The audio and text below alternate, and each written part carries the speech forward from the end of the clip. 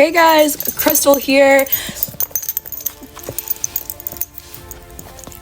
and Yoshi, and we are here to talk about the brand new Superman. As you can probably tell, I just came back from the theater to see it, and honestly, I was pleasantly surprised.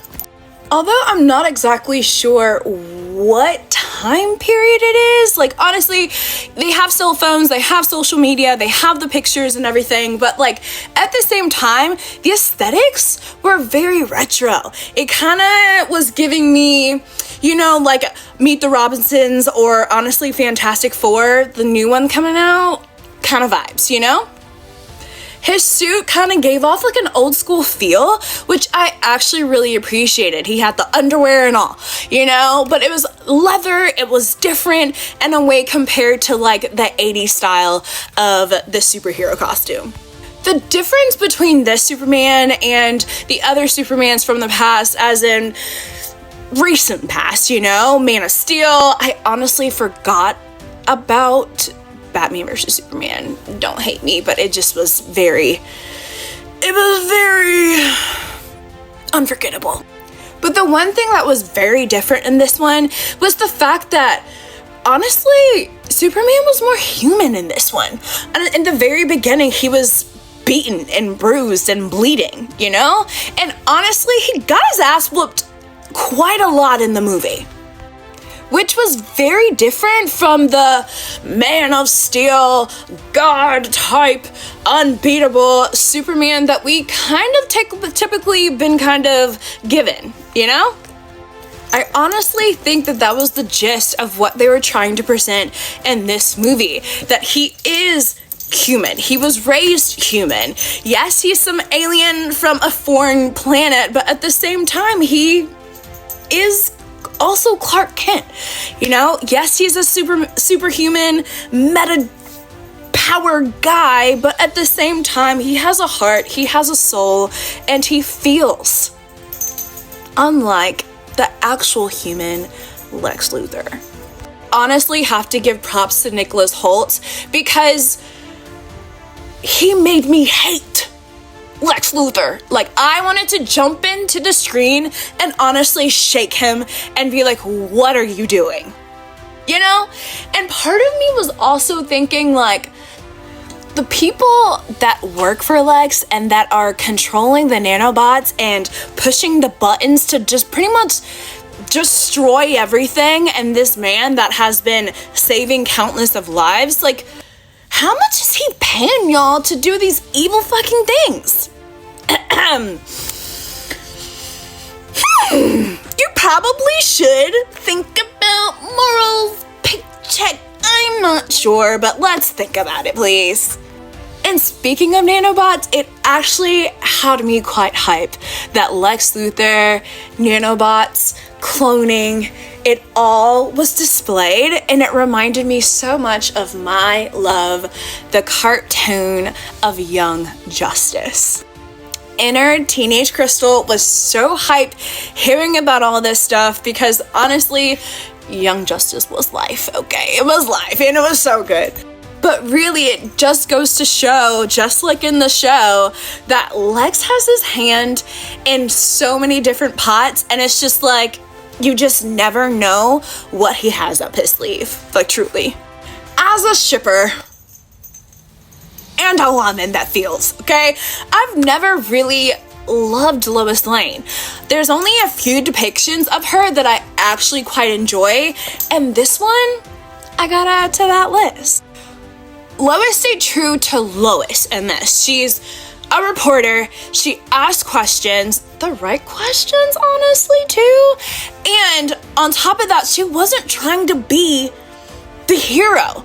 Of course, you know, she goes out and tries to find ways to help, but she's not on the fucking battlefield like other depictions show her. She's a civilian. Why are we putting love interests and those people that are just civilians with no powers whatsoever out on the freaking battlefield? It just makes no sense. She wasn't the damsel. She didn't have to be saved, but she fought the way that she knew how to fight. through the media. Speaking of the media, it really showed just how influential the media is. Your image can go from here to Superman to the freaking alien that's just trying to destroy the entire planet, just like that. Just like that. It'll take the crazy psychopath with all the money to be the hero to the crazy psychopath, you know, in just a hot second. But I must say that the stars of the movie, well, there's actually two for me. But the stars of the movie is my boy Krypto. Such a good boy. Naughty, but such a good boy. He stole my heart from the very, very beginning. He needs some training. He needs some home training. But man's best friend. He's a perfect representation of man's best friend and how much we love our pets. He was used so well, and the John Wick vibes that I got, I mean, who doesn't love their freaking dog? Star of the show number 2 definitely had to be my boy Jimmy, okay? I've always loved Jimmy in every depiction, from comics to shows to whatever. He's just always that writer, okay? He's gonna come correct and he's gonna bring that information, okay? I guess partially you can say that Eve kind of played a part into that, but honestly, where would they be without Jim? Lex wouldn't be in prison, I know that. Star of the movie number 3 for me is going to have to go to Mr. Terrific. Again, where would they be without the man? All right? He's freaking terrific. He's smart, he's loyal, and he's got some morals, unlike the other two a part of the gang. We'll talk about them a little bit more later, but he did what he needed to do to save the freaking day. You know, he wasn't afraid to ask for help, and he wasn't afraid to get shit done either. The other crew, I guess, we didn't really need her. Hawk Girl and Guy, he is the Green Lantern that you either love or you hate.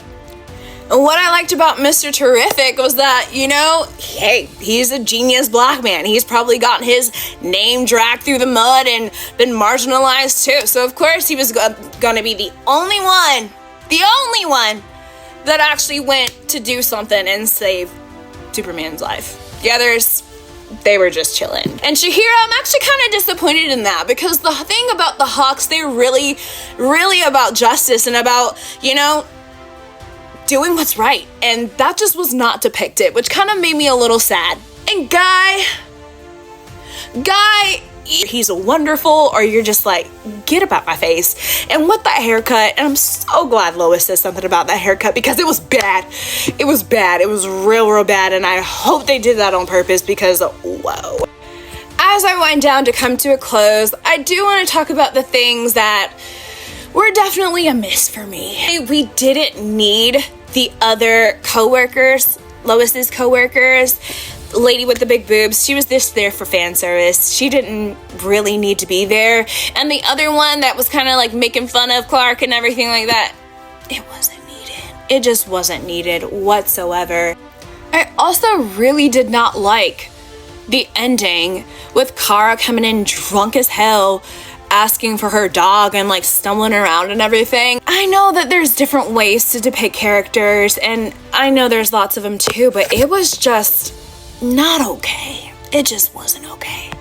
There was also lots of standing around for people to have giant mutant alien monster things kind of running rampage. It was a lot of like, and I guess that's kind of sort of showing how things actually might be in today's age if something like that were to happen. But it honestly upset me. Run, bitch, run!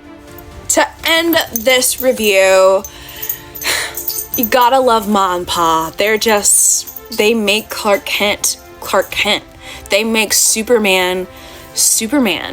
You know, his parents didn't know what they were talking about. I mean, his real parents, like the L's and everything. I just love their cute little accents and their love for their boy. And it's just wonderful. And it's making me honestly want to watch Smallville. All in all, I must give kudos to James Gunn. He did an excellent job writing and directing this movie. And hats off to my guy, David Cora with something like that, right? Yeah. He gave us a Superman that looks like Superman and gave us some of those Henry Cavill, but a warm version of that. You really, really connected with his character, even though he's some superhuman being, and he did a wonderful job showing us who Clark Kent really is. I hope you guys enjoyed this review. Let me know how you guys like the movie once you have watched it, and I'll see you guys next time. Dipsy. Ooh.